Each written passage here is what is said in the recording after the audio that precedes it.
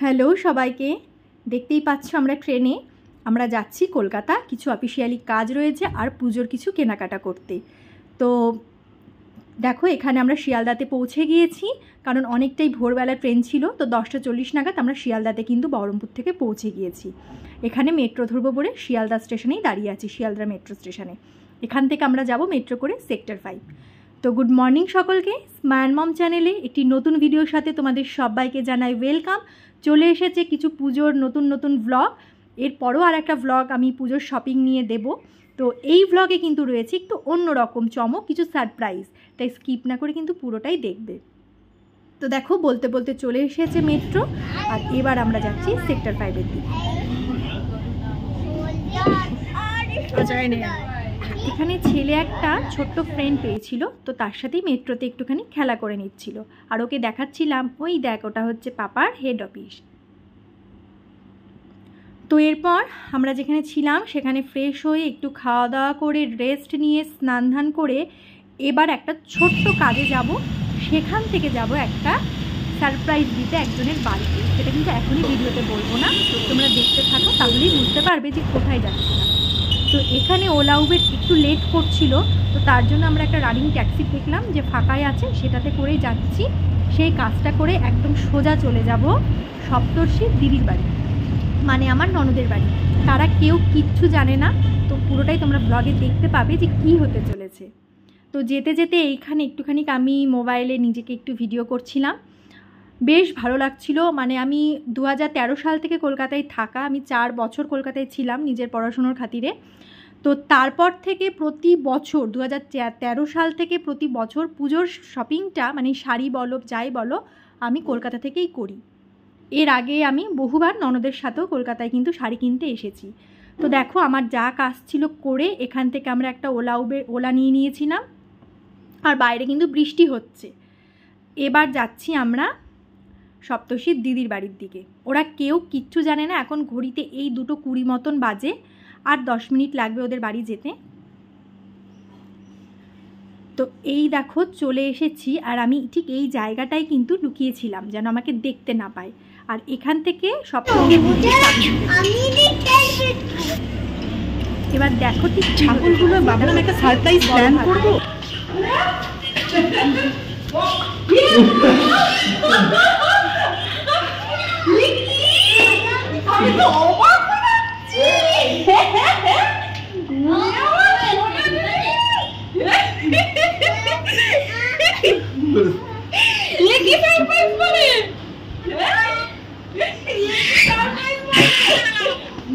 আর এটা হচ্ছে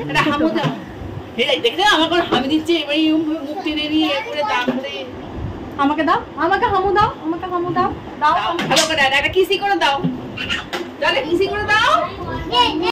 এখানে সপ্তর্ষি জামাইবু স্নানে গেছিল। তো এই দেখো খুব মজা করেছি, ওরা তো খুবই খুশি, আমরাও খুশি। আর এখানে 3 ভাই বেশ মজা করেছে, গাড়ি নিয়ে ঘুরেছে। ও যেহেতু বড় দাদা, ও 2 ভাইকে নিয়ে বেশ ওদের 2 ভাইকে খুব সময় দিয়েছে, ওদের সাথে খেলা করেছে। তো খুবই ভালো লাগলো। আর এইভাবে সারপ্রাইজ দিয়ে যেতে সবই ভালো লাগে, কারণ বলে গেলে তো ধরো ওরা প্রিপারেশন নিয়ে থাকবে, রাস্তা দেখবে যে আমরা কতক্ষণে আসছি, তার থেকে ভাবলাম একটু সারপ্রাইজ দিয়েই যাই। আর ওর দিদিও কিন্তু আজকে বেশ জমজমাট রান্নাবান্না করেছিল। ছিল মেনুতে মেটে চচ্চড়ি, মাটন কষা আর চিংড়ি ভাপা। যদিও আমরা খেয়েছিলাম, পেট ভরেছিল, কিন্তু তবুও রান্নাগুলোর জন্য একটুখানি ভাতের পাতে বসেই গেছিলাম। আর এই দিকে 2টো পুচকে একটু মিষ্টি নিয়ে বসে পড়েছে, দুজনেই লাড্ডু খাচ্ছিল। তো সত্যি কথা বলতে কলকাতা আসতে বা কলকাতায় থাকতে আমার খুবই ভালো লাগে। কলকাতার প্রতি হয়তো আমার একটা আলাদা রকম ভালোবাসা রয়েইছে। আর এইখানে সারাদিনের অনেকটা সময় কাটিয়ে রেস্ট নিয়ে আড্ডা মেরে আমরা যাচ্ছিলাম একটুখানি ঘুরতে। কোথায় যাব এখনও কিছু প্ল্যান হয়নি, বেরিয়ে সব প্ল্যানগুলো করব। তো এখানে যাওয়ার আগে একটু সবার একটু ফটো নিয়ে নিচ্ছিলাম, ভিডিও করে নিচ্ছিলাম। তো চলো দেখা যাক কোথায় যাই আমরা সবাই। এখানে ওর দিদিও একটু ভিডিও করে নিচ্ছিল ওর চ্যানেলে ব্লগ দেওয়ার জন্য। তো যেতে যেতে দেখি ওদের এইখানে এই গণেশ পুজো হয়েছে। রাস্তাঘাট খুব সুন্দর লাইটিং দিয়ে সাজানো ছিল। খুব বেশি জ্যামেও পড়তে হয়নি। তো ভাবছিলাম CC1-এই যাব, কারণ আমি যখন কলকাতায় থাকতাম তো তখন আমার একবার CC1-এ আসা হয়েছিল, তারপর কিন্তু আমি আর কোনোদিন CC1-এ আসিনি। তো ভাবলাম CC1-এই যাওয়া যাক, কারণ ঘড়িতে তখন প্রায় 8টা বেজে গেছে, মোটামুটি কলকাতা শহরের সবই তখন বন্ধের দিকে। তো সেই জন্য বন্ধ হওয়ার আগে ভাবলাম CC1 থেকেই ঘুরে আসি। তো এখানে আমি কিছু একটা কথা বলছিলাম, ওর নাম ওমের সাথে কিছু একটা কথা বলছিলাম, ঠিক মনে নেই এখানে কী নিয়ে কথা হচ্ছিল। ওর আর আমার প্রচুর কথা থাকে রাস্তায় বেরোলে, আর কোথাও কখনো বেরোলে ও চায় আমাদের সাথেই থাকবে, আমাদের সাথে বসবে, মানে ও সবসময় ওর মণি মামার সাথেই থাকতে চায় আর কি। তো এইখানে ওর মা মানে আমার ননদ গাতিম বলে একটা জায়গা আছে, সেখান থেকে সালোয়ার কিনে, তো আমার ওর সালোয়ারগুলো বেশ ভালো লেগেছিলো। তো ভেবেছিলাম যদি ওদের সাথে কখনো যাই তো আমি একবার গাতিমে যাব। আমি কিন্তু এর আগে কখনো এখানে আসিনি, কিন্তু এখানে আমার কোনো রকম সালোয়ার বা যে কোনো জিনিসেরই কোনো সাইজ ছিল না, তাই এখান থেকে আর কিছু নিইনি। আর এখানে 3টে বাচ্চা বেজায় খুশিতে, তারা প্রচুর খেলা করেছে, প্রচুর আনন্দ করেছে। আর সমবয়সী মানে তান আর ননদের ছোট ছেলের 1 বছরের বয়সের ডিফারেন্স, ওরা খুব বেশি ছোট বড় না, তো ওদের মধ্যে তো একটা আলাদা মিল হবেই। আর ও যেহেতু বড় দাদা, ও সবসময় সবাইকে চোখে চোখে রাখে, এই ব্যাপারগুলো ওর মধ্যে রয়েছে। তো এখানে যেতে যেতেই কিন্তু আমার চোখে পড়েছে নায়িকা কসমেটিক্স। তো অবশ্যই সেখানে তো একবার যেতেই হবে, নাহলে ঠাকুর পাপ দেয়। তো যাই হোক, আমিও চলে গিয়েছিলাম নায়িকা কসমেটিক্সে, কারণ মোটামুটি কিছুদিন আগে আমি নায়িকা থেকে প্রচুর জিনিস পারচেস করেছি। আমার নতুন করে কিছু কেনার ছিল না, একটা জিনিসই জানতে গেছিলাম সেটা আছে কি না। সেটা নতুন লঞ্চ করেছে নায়িকা, কিন্তু ওটা এখনও এদের কাছেও এসে পৌঁছায়নি, দিয়ে গেছিলাম শপার স্টপে। এখানে দেখো এই আর্টিফিশিয়াল ফুলগুলো কি ভালো লাগছে দেখতে, আমার তো খুব ভালো লেগেছে। এখানে দাঁড়িয়ে দাঁড়িয়ে আমি একটু নিজের শর্টসও বানাচ্ছিলাম। এগুলো সবই ঘর গোছানোর, আর ঘর গোছানোর জিনিস আমাকে সবসময় খুব টানে, মানে আমার খুব ভালো লাগে। প্রত্যেকটা ফুল এত সুন্দর, এত কালারফুল লাগছিল, এই জায়গাটা খুব ভালো লাগছিল। তো এখানে আমিও একটুখানি দেখো মানে শর্টসের মতন করছিলাম। এবার সামনে দিয়ে এত লোক যাচ্ছে যে সেই মতো হয়তো করে উঠতে পারিনি এই জায়গাতে। আর এখানে সেরকম বলতে ওই টুকটাক বাচ্চাদের জিনিসই দেখা হচ্ছিল, কারণ হাতে সময়টাও বেশি নেই। তো এরপর এখানে অনেকটা সময় কাটিয়ে আমরা যেহেতু ডিনার করব, কন্টিনেন্টাল ফুড খাবো, চলে এসেছিলাম ক্যালকাটা 64, যেটা হয়তো আমার চ্যানেলে একটা ছোট্ট শর্টস ভিডিওতে তোমরা দেখতেই পেয়েছো। এটা বিখ্যাত ইউটিউবার স্নেহা দেবজিতের রেস্টুরেন্ট। তো এই বাড়িতেই তারা থাকে উপরের দিকে, আর নিচটা রেস্টুরেন্ট। এটার অ্যাড্রেস হচ্ছে সল্ট লেকে। তো এটা যখন সামনে পেয়ে গেছি ভাবলাম আর অন্য কোথাও যাব না, এখানেই রাতের ডিনারটা সেরে ফেলবো।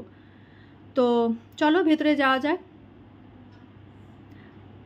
আর দেখা যাক দেবজিৎদার সাথে দেখা হয় কি না, বা স্নেহাদির সাথেও দেখা হয় কি না। তো তোমাদের অ্যাম্বিয়েন্সটা একবার দেখায় চলো। খুব ভালো লেগেছে আমাদের অ্যাম্বিয়েন্সটা। আর এই যে গিটারটা দেখছো, এটা নিয়ে 2 ভাই প্রচুর খেলা করেছে। এইবার একটা চমক দেখো, সত্যি ভাবতে পারি কিছু বলবো। আমার চ্যানেলের নাম স্মায়ান্স মম। স্মায়ান্স মম। স্মায়ান্স মম। স্মায়ান্স মম। স্মায়ান্স মম। স্মায়া। স্মায়া। স্মায়াটার নামে মানে কি? স্মায়ান্স মম আমার ছেলের নাম। না, স্মায়ার মানে কি? হাসি। স্মায়ার মানে হাসি। হাসি। ও হাসি হাসি। আচ্ছা, স্মাই এটা কি কোন ভাষা? স্মায়া স্মায়ান্স মানে এগুলো কন্টেন্টের জন্য বলছি। স্মায়ান্স মম। হ্যাঁ, চ্যানেলের নামটা খুব ইউনিক। তো আমি শিওর যে কন্টেন্টটা খুব ইউনিক হবে, তাহলে প্লিজ গো অ্যান্ড সাবস্ক্রাইব। আমিও আজকে চেক আউট করবো। Thank you, thank you.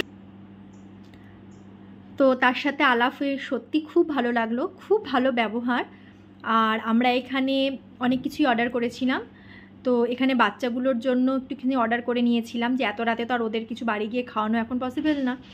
আর যা যা খাওয়ার অর্ডার করেছিলাম প্রত্যেকটা খাবার কিন্তু খুব ভালো ছিল, খুব ভালো টেস্ট ছিল। তো সবাই মিলে বহুদিন পর একটা আড্ডা, একটা ডিনার, মানে মন কিন্তু খুব ভালো হয়ে গিয়েছে। আর অনেক দিন পর ওদের সাথে সত্যি দেখা হলো, দেখা হয়ে খুব ভালো লেগেছে। তো এখান থেকে ডিনার করে আমরা কিন্তু যেখানে ছিলাম সেখানেই চলে গিয়েছিলাম। তো সপ্তর্ষির জায়বুই আমাদের ওখানে ড্রপ করে দিয়েছিল। আর বেরোনোর সময় দেখতে পাই এই মাছটাকে, তো এই মাছটার নাম নাকি ফাইটার। আর এ অন্য কোনো মাছের সঙ্গে থাকে না, এ একাই থাকে না বলতে অন্য কোনো মাছদেরও আর কি মেরে ফেলে, তো তার জন্য কি একাই রাখা হয়। তো যাই হোক, সব মিলিয়ে ব্লগটা এই পর্যন্তই। তোমাদের ভালো লাগলে অবশ্যই কমেন্ট করো। দেখা হবে নতুন করে।